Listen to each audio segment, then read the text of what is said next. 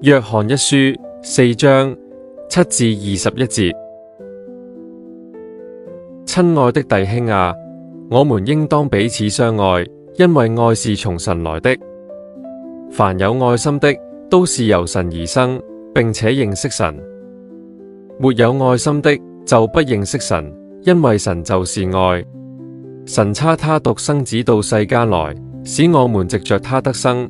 神愛我們的心在此就顯明了，不是我們愛神，乃是神愛我們，差他的兒子為我們的罪作了挽回祭，這就是愛了。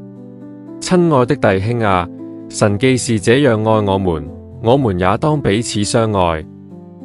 從來沒有人見過神，我們若彼此相愛，神就住在我們裏面，愛他的心在我們裏面得以完全了。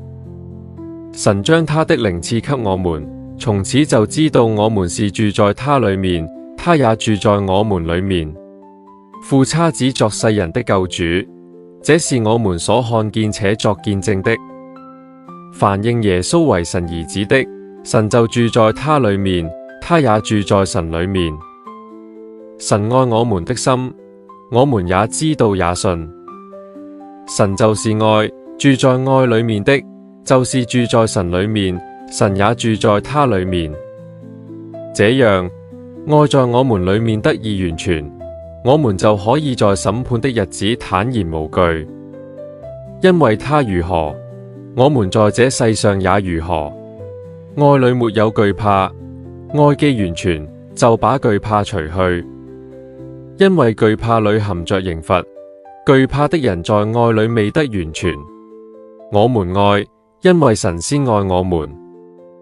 人若說我愛神，卻恨他的弟兄，就是說謊話的。不愛他所看見的弟兄，就不能愛沒有看見的神。愛神的也當愛弟兄，這是我們從神所受的命令。